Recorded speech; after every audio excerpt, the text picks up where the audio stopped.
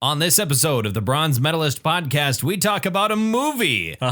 As is our once yearly tradition, and we chose to spend our time with The Fanatic, directed by Fred Durst and starring John Travolta and Devon Sawa. We can't talk about this very long. I gotta poo.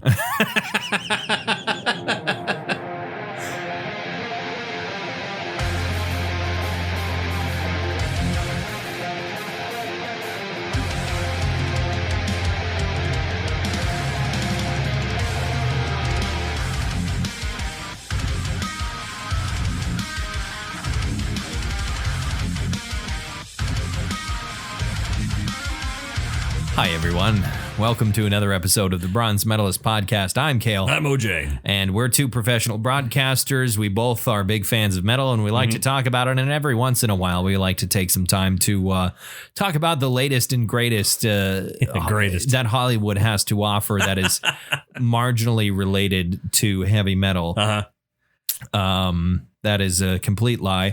The Fanatic is a movie that came out last year. I don't remember what month. It's been out for a while, though. Might have been the end of 2018. It might have. Anyway, it's directed by Fred Durst, whom you may or may not know as the lead vocalist of the new metal band Limp Bizkit, who, as you undoubtedly know, made the greatest album of all time, Chocolate Starfish and the Hot Dog Flavored Water. Absolutely. The finest piece of art ever. I couldn't get through. The finest thing ever recorded. It's people talk about, Dark Side of the Moon. Fuck that shit. Chocolate Starfish. Chocolate Starfish. Much better album. A work of art, just like this movie. In case somebody hasn't, figured it out, when he says Chocolate Starfish, he's talking about the asshole. He is talking indeed about an asshole. But and I prepared for this movie. I all day long. Yeah, you prepped. I listened to Limp Bizkit all day. I was not willing to subject myself to that. Yeah. It was more than once. Somebody came into the kitchen and went, "What the fuck are you listening to?" Because I always have everything on full volume. I have to, because partially I'm deaf, and secondly, that's you're deaf. I'm deaf. Deaf. I see. I'm somewhat deaf. Somewhat deaf in both my ears. Both your ears. Yeah. But I don't know if I've ever earnestly listened to much Limp Bizkit. I've just known them as a band that is, a shitty new metal band from the early 2000s. That had a huge following, but had a massive, probably still does. And, if you're out there and you're a fan of ours and you like Limp Bizkit, I'm sorry, this is not the episode for you. Okay. This is not your episode. We have very different opinions. I actually saw this band in concert. Yeah, you did. Was that at the same? Was it ICP also there? No, Metallica. It was Metallica, Linkin Park, Limp Bizkit, and I can't remember. We missed the first act. I can't remember what it was. God, because my brother doesn't realize that a Jeep needs oil to run. Oh, okay. So we were late, and that was a different time that you went to ICP, right? Yeah, I went to ICP at a different. And you got free. You got in for free. No. I paid extra because remember I was sitting there because the guys went in and one thing led to another. We realized we didn't have enough tickets because it gave away. Some girl showed her tits. So we have an extra ticket. Turns out that extra stub was the receipt stub. Oh, God. And so we don't have enough. I'm like, I'm in my 30s. You guys go have fun. I don't have time for this. I'm going to go eat some excellent pizza and have a cider over here. And I'm sitting there and the guy looks over me. You became the dad that waits outside. I did. And they said that the guy sitting at another table says, "I have a ticket. You want to buy my ticket?" I decided not to go. I'm like, how the fuck does he know that I'm missing the ICP concert? And he's $20. I traded the money for the ticket, and I'm on my way. I'm going to go watch a concert with my brothers. And I looked and I saw a reflection in the window outside the pizza parlor. I forgot that I was painted up like Shaggy 2 Dope. You were in Juggalo regalia. I was. And, that's how he knows. Yeah. Okay. Well, let's go. Oh, that is make this happen. But this show was a different time. This was a different time. Went to see Limp Bizkit. This was in Colorado. It was at Mile High, and that would be a very different show today. Yeah, yes, it would. I mean, not that different. Well, it would be a much more legal show today. Yeah. So and I saw them, and believe it or not, they were good on the stage. I'm entirely willing to believe that. Yeah, they are actually well practiced. They played the crowd was a football stadium, and they played the crowd very, very well. And yeah, like there's a lot of bands like that where I don't care for their music, but they can put on a hell of a show. Sure. And I mean, I've talked about this before. I have issues with trying to listen to Ghost Bath, their recorded material, but I had an amazing time at their show. Sure. And so like that is the sort of thing that can happen with bands. But yeah, I did not prep for watching this movie. I wanted to be in the right frame of mind. So you wanted to be in the frame of mind to break stuff? Yeah, I was, and then I figured, I'm going to go rolling over to Kale's house, and was that the song? We're going to skip ahead a little bit. Was that the song that was playing in the car? Was that Break Stuff? I don't remember what song it was. I remember thinking we watched it a few days ago. We did. We watched it on Sunday, on Kale's birthday. Happy birthday to Kale. That's what I spent the night of my birthday doing. Yeah, was watching the Fanatic. Hey, I brought cake. You did bring cake, and you brought music that is much better. Yes, than vinyl. Limp Bizkit on. You got me a birthday present of Once More Around the Sun by Mastodon on vinyl.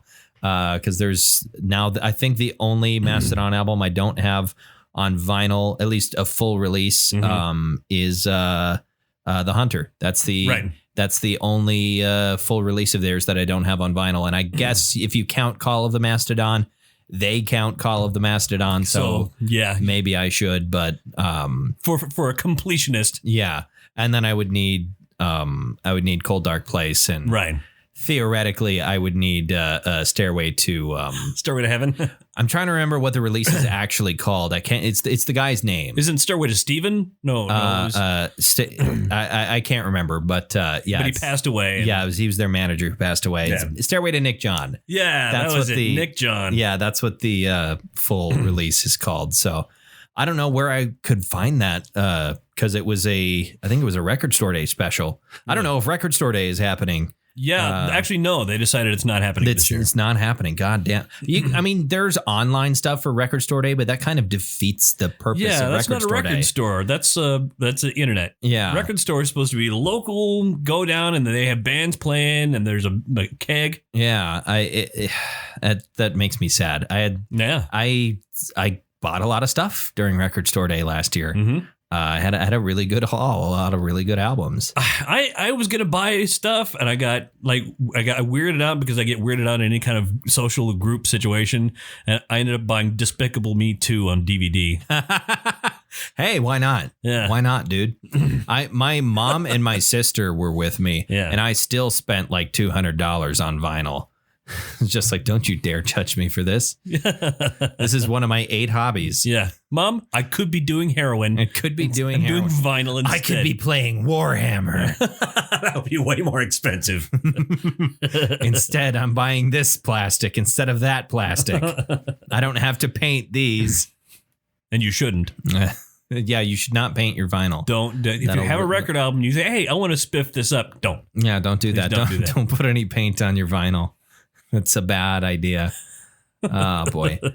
But I don't remember where we hadn't really started talking about the plot of the movie or anything like that. We were just talking about Limp Bizkit, I guess. That was a weird lineup at that show you were talking about. Yeah, though. It was Metallica, Linkin Park. I mean, for popular metal bands of the day, I guess that makes sense. That's who was the most popular. Yeah, that was the show where I think James had gotten back into the sauce a bit at that point, and he got up and he was going to spell Metallica and have the crowd do a call and response. Give me an give me an E, give me a T, and there was a brief pause and. Give me fuel, give me fire, give me that which I desire. We spelled Met. Why did we spell Met? Because he's a big fan of the Metropolitan Museum in New York, right? Or the life insurance, or Met the life insurance with Snoopy, or the New York baseball team. To the Mets, yeah, the Mets. Sure, he's a big fan of the New York Mets. We'll go with that. Yep, I'm sure that's what it was. But like, I don't know what that lineup would be today. It's probably still Metallica. And then I don't know who else is at that level today of metal bands. Actually, their most recent tour, Five Finger Death Punch. It was comedian Jim Breuer is who opened for them. Interesting. Yeah, and he spent like 20 minutes to a half hour making fun of the band. I mean, as he was probably instructed to do. Yeah. Lars wasn't in on it, but the rest of the band members outruled him. Sure, yeah. They were like, "No, Lars, we're doing this," and Lars was just sitting there like, "Okay, fine." That's how you talk. Okay, this is my idea of a Dutch accent, apparently. Or wait, no, he's Danish. Yeah, he's Danish. He's Danish. Okay, Copenhagen. But fucking tennis player ass. Yeah, I guess I started to piece together in my mind who would be on that, and it would probably be Five Finger Death Punch and like, I can't think of another one because Avenged Sevenfold has kind of, as far as I understand, sort of slipped out of like the A tier of metal bands. Their records have been selling less and less because I think they've started caring more. They started putting more into it. I haven't listened to their newest album. The one previous to that came out in 2016 called The Stage. I actually really liked. It was the first time in a long time that I had bothered to listen to Avenged Sevenfold because Hail to the King was extremely boring. Sure. But that was a big album. Yeah. It was huge. It was massive for them. And then I think they were kind of like, but we want to make good stuff. Yeah. And their audience was confused by it. Yeah. And they hadn't built up the other kind of audience. So like Hail to the King was them pretending to be Metallica. The Stage was them pretending to be Dream Theater. And in my opinion, they're much better at that than at pretending to be Metallica. At any rate, we've gotten lost in the weeds here for a moment. Afield. Yeah. This is a special episode. Fuck it. We can do what we want. We don't, not that we care all that much regularly, but The Fanatic, in case you didn't know, The Fanatic is a movie that came out last year, maybe the year before. There was no big fanfare when it was released. Certainly not. So it's hard to say. It might have come out in 2008. I don't know. Who knows? I think John Travolta was more bankable back then than he is now. Sure. This is a movie starring John Travolta and Devon Sawa. It is would you call it a thriller? Yeah. A thriller, perhaps. It is about a man of uncertain age named Moose, who appears to, by all appearances, seems to be somewhere on the autism spectrum. Perhaps. He often rocks back and forth, and I know that's a telltale sign. But he is very socially awkward. He is very fixated on this one movie star named, oh God, I can't remember his name. What's his name? Is it Duncan? No, Hunter Dunbar. Hunter Dunbar, right. He's very fixated on this one seemingly B movie grade, like horror and action star named Hunter Dunbar. Who has poor security. I mean, who has extremely poor security in his very nice house. Yeah. For what by all signs seems to be like a B movie star. But he has a gardener and a maid. He has a gardener. He has a maid. He has this very big, nice, like brick sort of classic kind of Latin style home in Los Angeles. Like he's seems to have a very good real estate situation anyway. He doesn't his personal life is kind of in tatters, but we'll get to more about that later. That's the basic premise of the movie. Is this guy? He's obsessed. He is a fanatic of this actor Hunter Dunbar. The movie, whenever it came out, made $3,400. I think was its domestic. I don't even know if it was domestic. It was the gross. Right. It was the number. If you look at its Wikipedia page, that's the number there. It's just over $3,400, I believe. It's pretty gross. Pretty nasty. Yeah. To the point where people could basically divide that up, calculate ticket prices, and figure out how many people went to it at every theater it was released in. And it was hilarious. And I vaguely remember seeing some advertising for this, but I don't think it got very much advertising. No. So the plot of the film, if we can call it has a plot. Sure. It certainly has a plot. It is not complete nonsense. It's just very uncomfortable. And it's hard to watch because it is awful, but you feel bad for laughing at it sometimes because the main character does seem to have a learning difficulty. Sure. It makes it uncomfortable to laugh at this horrible movie. Sure. And he's a street performer in Hollywood. Yes. So plays an English Bobby on the streets. Yeah, we open to a narration of this young woman who's a paparazzi. We find out her name is Leah. She's a paparazzo. She's a photographer, and her best friend in the whole world is Moose, and she calls him indestructible. Sure, or unbreakable rather. She says Moose is unbreakable. We see as throughout the.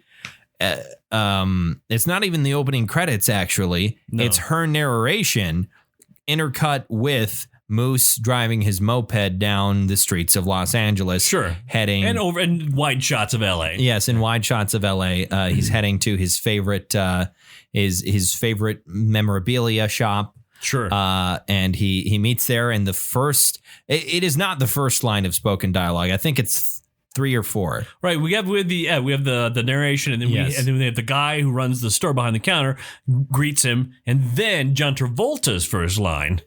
I can't talk long. I gotta poo. That's what he says. That is the greatest line in his career, obviously. Yeah. Along with that was Nicolas Cage saying I want to take his face off. Right. That was Nicolas Cage, but it was Nicolas Cage pretending to be John Travolta. It was Nicolas Cage pretending to be John Travolta's character from earlier in the movie. Right. God face off is hard to explain. Wow. But so technically, in a way, it was John Travolta who said that. Kind of. If you think about it. But that's the first thing we hear Moose say is I can't stay long, I gotta poo, or I can't talk long, or whatever. I should have it ingrained in my head at this point. He finds out that there is going to be a book signing soon of his favorite actor Hunter Dunbar, and he wants a piece of merch that he can bring to have Hunter sign, and he gets sold this jacket that has Rico written in like some sort of like sequins. Yeah, or a zirconia or something on. Yeah, some sort of gem encrusted in the back, what is supposed to be the back of this leather jacket. He wears it backwards. He wears it backwards on his drive home. I cannot remember for the life of me what his reasoning for that was. Well, because he wants people to see it says Rico. I suppose so. When they see him coming. And they know Rico's coming. And that night he is planning to attend this party where he thinks Hunter Dunbar is going to be. Sure. Because he wants to meet Hunter Dunbar. His friend Leah, who we had mentioned is a paparazzi, is there. She gets him into the party by having him climb over a fence. Right. Okay. No. And basically break into this place where he's not invited. And I noticed that's really weird because this is supposed to be a party where movie stars and shit, and there's a bar, and it's well-to-do folks. But you look behind the house, and it's a shitty alleyway. Yeah, what's going on? It seems to be this very upscale bar, but then there's this really a home or something, or a home or whatever. I think it was a bar. Oh yeah. But like a really nice bar, very fancy place. And he gets boosted over the fence and goes in through the back. We find out later, right as the scene is ending, Leah came through the front because at this party with all of these celebrities, they let a paparazzi in. Yeah, that's fine. What? Why? I feel like that's not a thing that happens. I have no experience with, Hollywood. but I don't think that's how that works. They might have a photographer there. Yeah, she might be there as a photographer.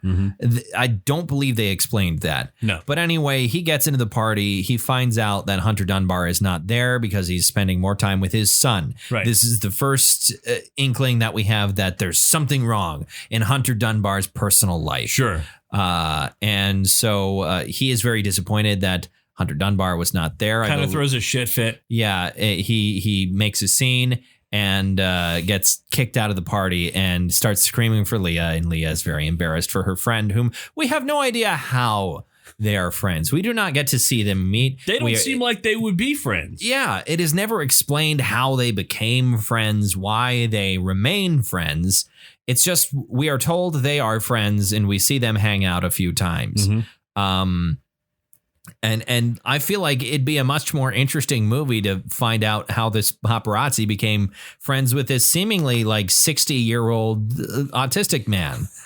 That's a more interesting movie to me. It'd probably still be pretty bad, but it might be less uncomfortable. So he goes home. I believe he wants to. Is this the point where he thinks about writing a letter? Or is that later? It's all a blur. It's like, it's this movie is a nightmare. He doesn't think about writing. I know because he goes and he gets in line at the bookstore. Yeah, the books. For some reason, there's a book signing at the memorabilia shop because he's because he is like a B movie actor, but he's still also a big Hollywood star. So like it's almost like he is like a Nicolas Cage in a way where he is an actor that has been in a lot of really big movies, but also does a lot of crappy like direct to video stuff because he has to because he owes the IRS a lot of money and child support and we know because he's divorced. Oh yes, I thought you were talking about Nicolas Cage, and I was like Nicolas Cage's children are like in at least their mid-20s at this point. No, we're talking about Dunbar here. Yeah, we're talking Nicolas about Cage is fine. But. Oh, I forgot to mention the movie opens with a quote from fictional character Hunter Dunbar saying how much his fans mean to him, how he is nothing without his fans. But so he gets in line at this memorabilia shop and Hunter receives a word from his handler or whoever, his helper that I think it's the store owner. I think it was a lady. It was a lady because then the store owner has to be like, I don't know why he's leaving. Anyway, he receives word that his wife is outside in the alleyway with his son. And she's very, or his ex-wife rather, is out there in the alleyway. She's very displeased with him. Yeah, because she had a date that night, and he agreed to watch the kid, even though the kid was with her. So theoretically, I mean, they talked about it at the very least. The scene is awkward because I don't know who is the bigger asshole. All I know is I feel really bad for their child. Sure. That he has two parents that are very bad at co-parenting, or peopling, yeah, in general. This is the first indication we get that Hunter Dunbar, he's got a family, but he is a big asshole. Yeah. And that is justification for a whole bunch of other stuff that's going to happen later in the movie. Right. He's an asshole. Therefore, he's a chocolate starfish. Therefore, all of these other things can happen to him and you don't have to feel bad. So Moose follows him out of the alleyway because Moose was the next person in line. When Hunter got up to leave, he had spent so much time preparing what he was going to say to Hunter. And, he gets up and leaves and he's out there in the alleyway talking to his ex-wife. They get into a little bit of an argument and Moose sort of interrupts awkwardly. And Hunter is relatively accommodating at first, and then Moose continues to be Moose, and Hunter becomes more agitated. Yes. And they have a little bit of a confrontation. End of scene. Then later on, Moose is talking to his friend Leah, and she tells him about this app that the paparazzi have that lets them find out where celebrities' houses are. And what the hell does she think he's going to do with it? She, after very little convincing, agrees to give Moose access to this app. after very, very little convincing that he is not going to use it to be a creep, he immediately uses it to be a creep. Right. And goes up and finds Hunter Dunbar's house. He's looking at the house through the gate because it's a house. It's got a gate. It's got a big fence around it. It's a big fence. It's a fairly short fence. It is a fence that encompasses a lot of area, sure, but does very little to prevent people from entering the premises.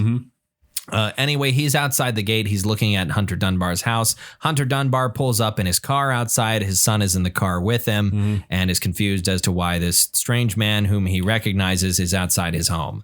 And he has a confrontation with him after he tells his son, why don't you go inside and fire up the Xbox? Yeah, because that's what you do. You fire up an Xbox. I mean, it's not the weirdest line in this movie. No, there's something about it where it's like, is that how you would talk to your child? Whatever. Okay. Whatever. Yeah, he sends his son inside and has another confrontation with Moose that is far, far more aggressive. And he takes Moose's pen, and instead of signing the jacket, he stabs the pen very it's a sharp, yeah. It is a Sharpie. And he writes something, apparently. He writes his name in a fraction of a second in very clean lettering. The editing of this scene it's like Fred Durst called cut midway through what Devon Sawa was directed to be doing. He was supposed to write all of it, and Fred Durst just said, cut, that's fine, and they didn't have the coverage. Just put the shirt on him with the name. That's the only explanation I can think of as to why it would have been edited so quickly is that they did not have the footage. Either that or the editor is fucking awful. Yeah. Like the editing was not that bad. Or the editor saved the scene because what it would have entailed is him taking painstaking amount of time to write his name. Writing every letter. In a very aggressive scene. Yes. And Moose just standing there. Trying to maintain that level of emotion while John Travolta is just kind of standing there going like, ow, ow, ow, so that hurts. The editor went, will they notice? We can't do this. We gotta cut. We gotta go. I should give more credit to the editors of this film. And like the editing, this is not a poorly shot film. No. This is not a poorly edited film. It's just the script is a big pile of dog shit. John Travolta is trying way too hard. Like he was putting in like I Am Sam levels of like, this makes me uncomfortable that you're going for this. But of course, at what point do we have the scene with the father and son listening to Limp Bizkit loudly in the car? That's a little bit later on. I'm trying to remember what happens between the pen stabbing incident and then. I do not entirely recall, other than I think so. Okay. So I remember now what happens. So after the pen stabbing incident, I think Moose, he maybe goes home, and then later one of the very next scenes is he climbs over the very, very short fence that does not have any sort of spikes on it or anything. With a letter, yeah. He climbs over the fence with a strongly worded letter to Hunter Dunbar. He climbs over the fence. He is spotted in the yard. This might have actually happened before the gate incident. And she shoos him away. This is the first incident with the maid. Yeah, the maid shoos him away, and he runs off. And the letter remains there on the ground, uncollected by anyone. Right. Hunter Dunbar arrives home. The maid tells him that there was a man in the yard. They kiss because they have a thing, but they're not supposed to have a thing. Right. And it's the only mention of it. Well, except for later when he says, I kissed the maid. Yeah, he tells his agent or somebody that he kissed the maid again. And like the main thing that's wrong with it is that she is his employee. Right. Like that's the main thing that's wrong with it, because he's not married anymore. And she doesn't seem that into it, but it was uncomfortable. So much of this movie is incredibly uncomfortable. And he goes out into the yard. He tells the groundskeeper or not really a groundskeeper, landscaper, Sure. whatever you want to call him. He tells both of these people are Hispanic because, of course, It's Southern California. they're house staff in Southern California. Sure. Of course, they have to be Hispanic. Not that that's not a thing that happens, but it's a stereotype that this movie did not dodge. Yeah. It's a stereotype that Fred Durst did not care to not include. Mm-hmm. And whatever. So the gardener, he tells the gardener to be on the lookout for weird people wandering onto the premises. Mm-hmm. Moose comes back later that day. I don't remember. Something happens. Moose comes back and has another confrontation with the maid, who comes out, starts beating him with like a broom or something. It's like it's a floppy feather duster type thing.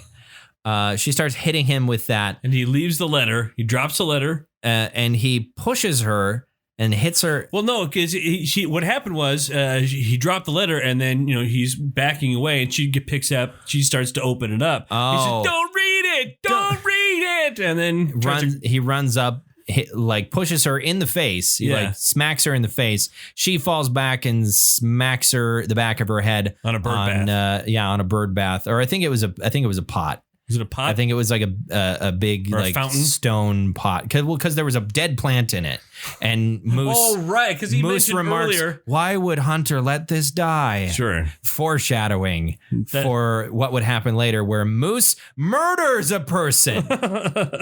The second actual crime that Moose commits in this film, and that's significant for later on as we continue. So sure.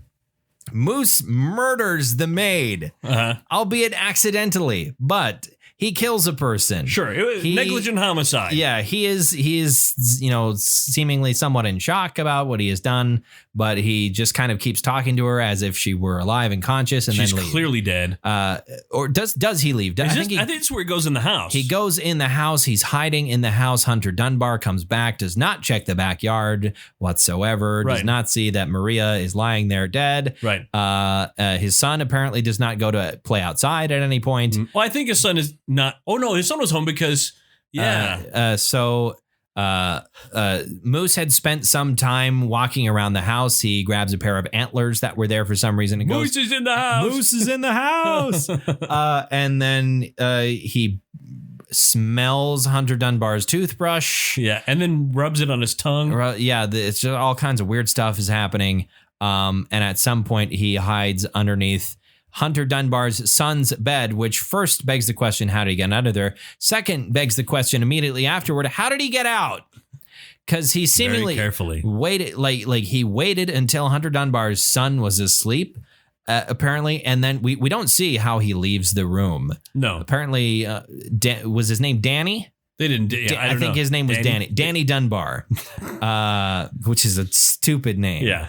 And they didn't deal with it. I'm glad they didn't deal with it, because that would have been dumb. It would have been dumb, but I don't know. Anyway, he goes out. Hunter Dunbar is asleep because he takes medicine not only for sleeping, but also for insomnia. Right. Which is weird that he would need two separate drugs for that, because normally those are kind of rolled into one. Yeah. Often. Mm-hmm. But anyway, he, I think, has been drinking a little bit as well, which you're not supposed to do with sleep medication. But as far as I understand it anyway, he is asleep on the chair. There is an old movie playing. I think it's later on. It's Night of the Living Dead. That might be a different night.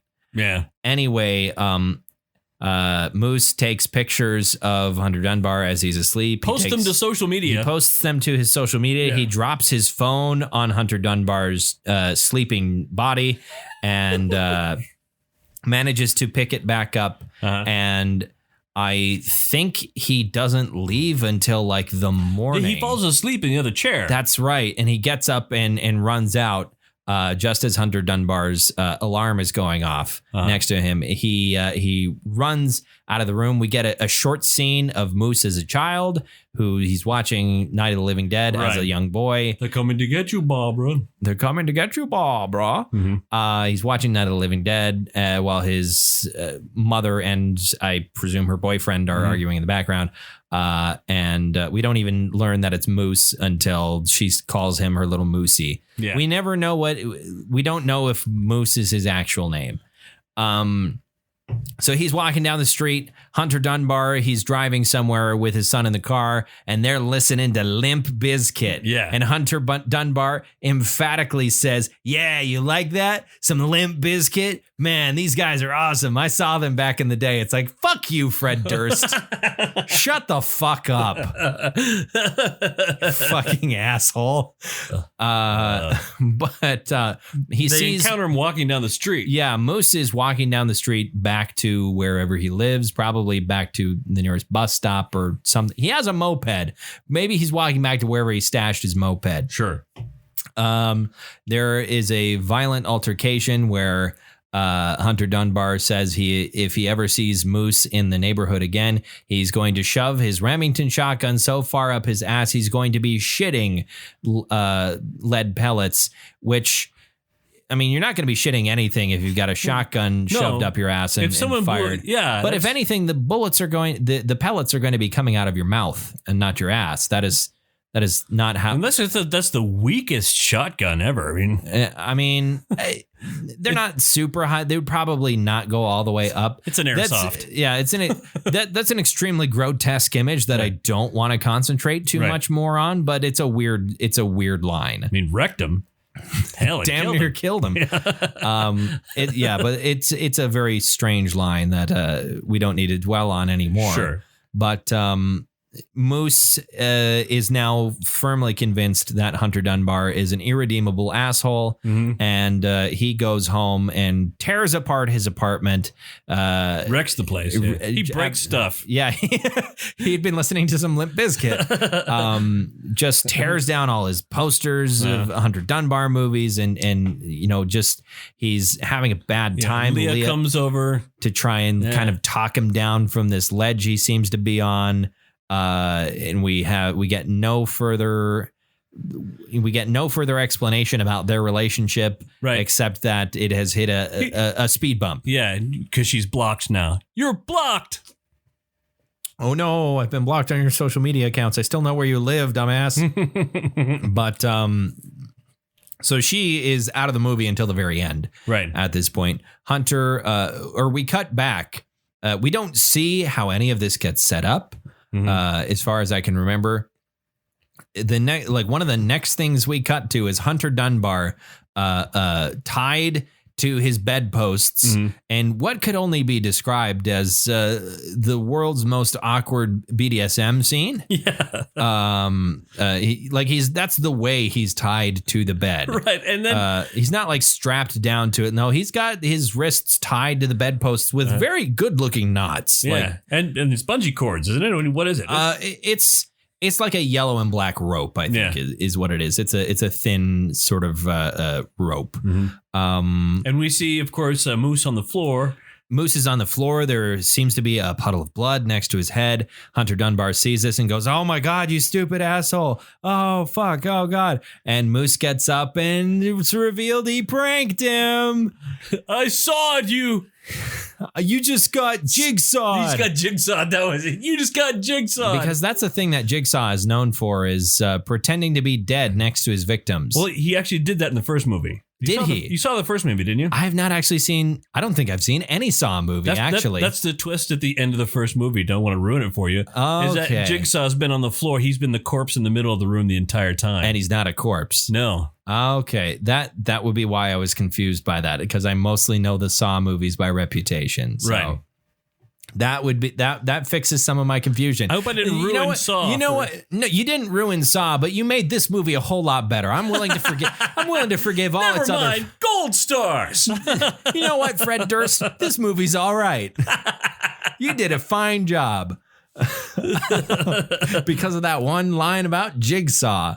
So it is revealed that Moose is alive. Moose leaves the room. He comes back and he has what is a prop knife, but is also sharp. Yeah. In some capacity, because he's wearing, what is he wearing?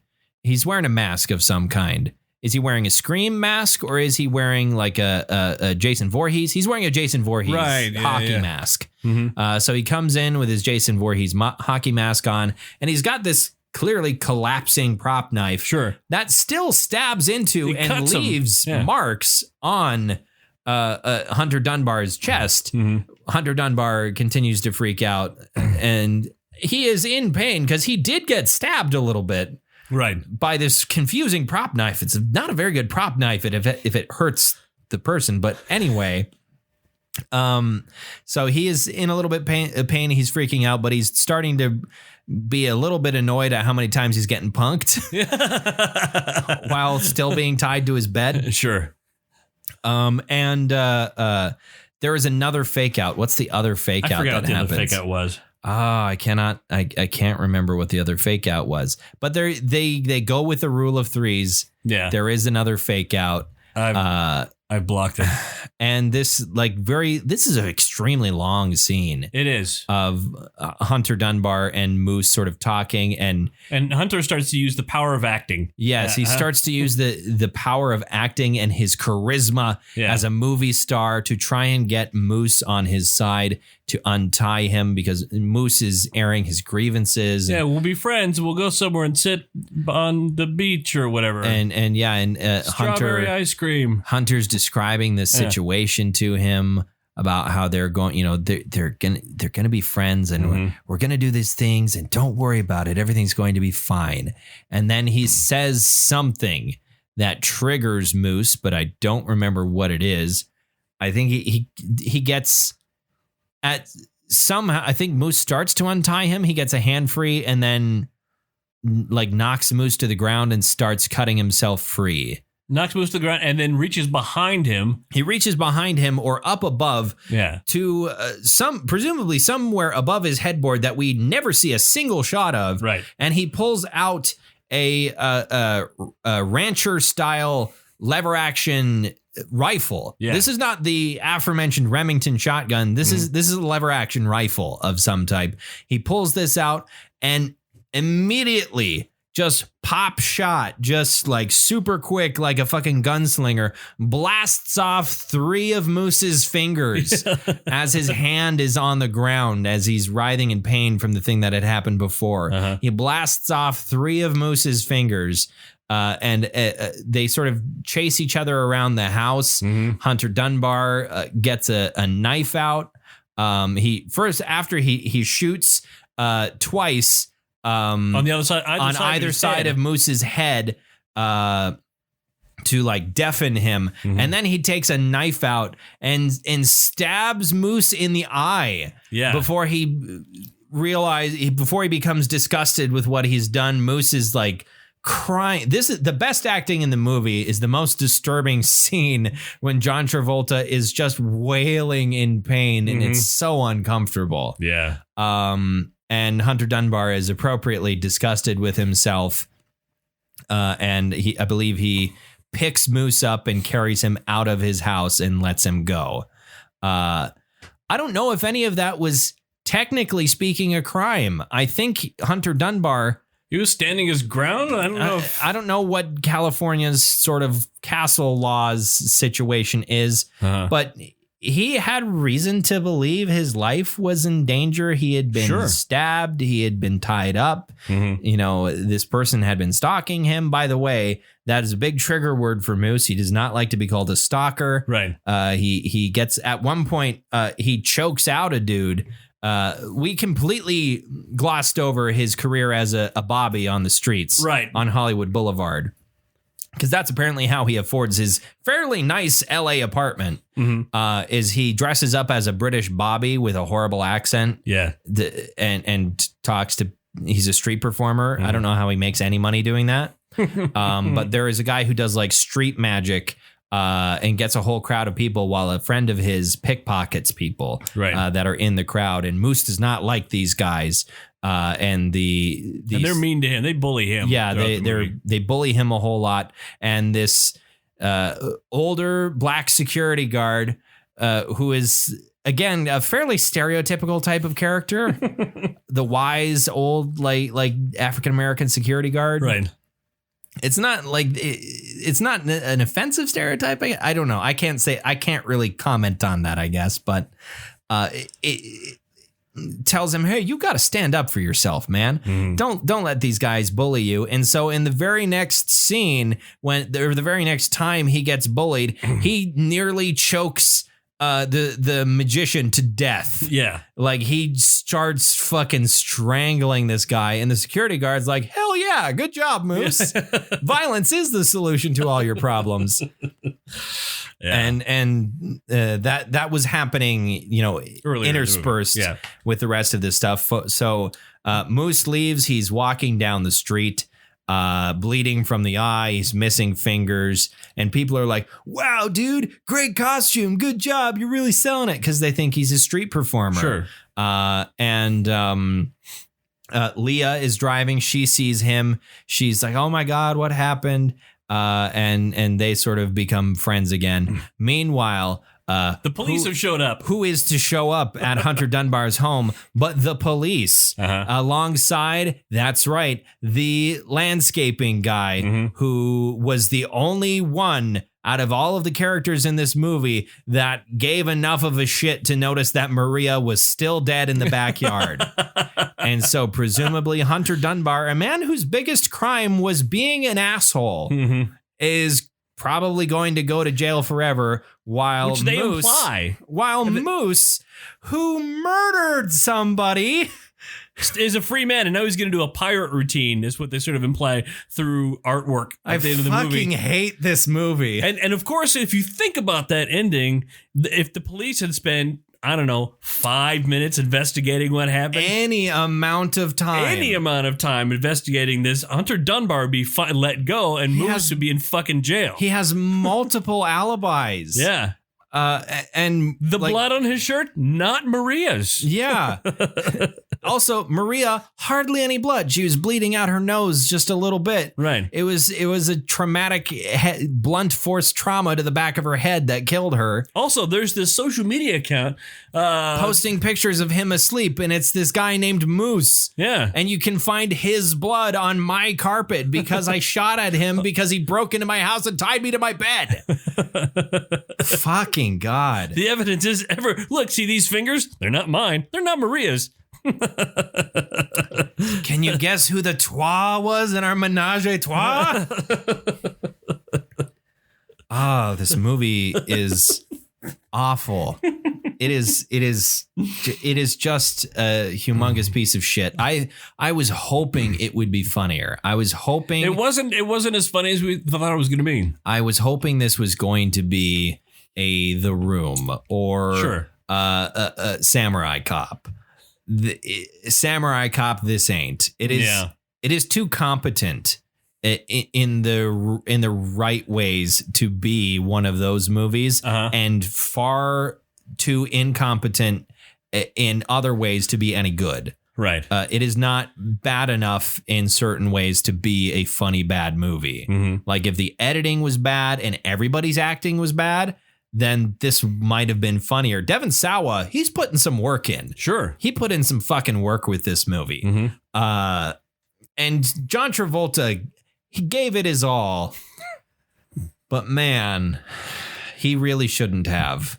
Yeah. He should have put a little bit less of himself into this film.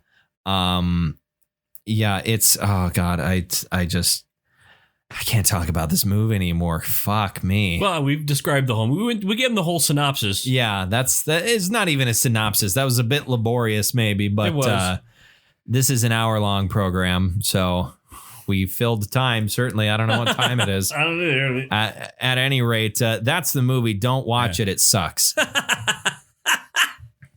This movie doesn't get a fucking bronze. No. This movie gets, like, if we don't really give medals to movies, but I'm trying to think of a really cheap this gets a fucking aluminum medal. Even that's too good. Aluminum is really useful. It is. Trying to think of a complete trash medal. I can't think of any. Well, you have DNP on the list. Yeah, that's right. A designation we have never had to use. This does not place. Right. This didn't finish. Much less place. It didn't finish. So yeah, that's it for the Fanatic. Next week we're back. I think anyway, we're back into just metal. Back into metal for April. Thank goodness. Thank God for metal. Yeah.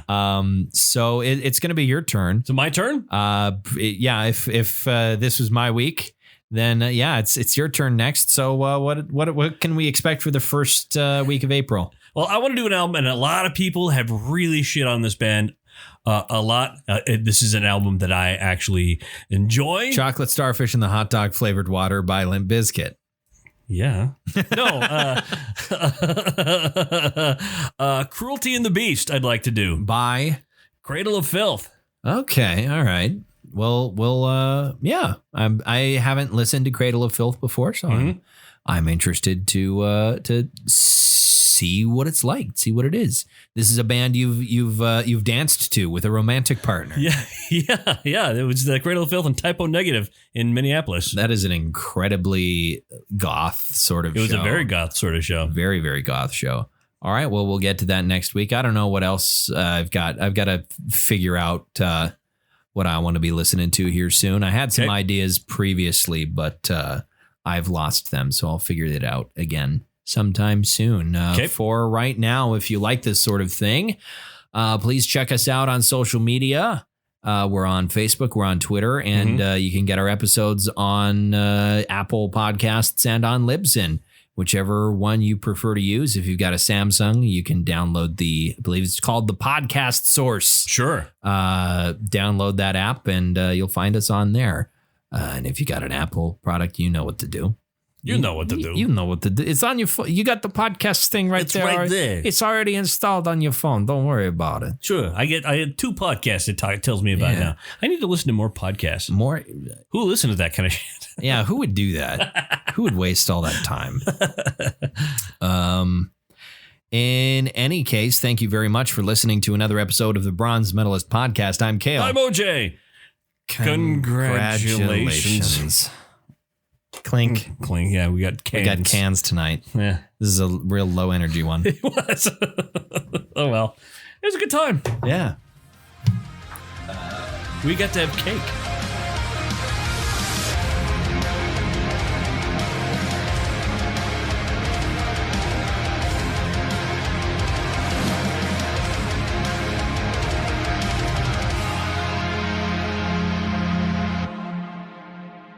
So is this going to be a spoiler free, or are we going to be? Fuck it. Okay, good. We'll spoil it. Excellent. Who gives a shit?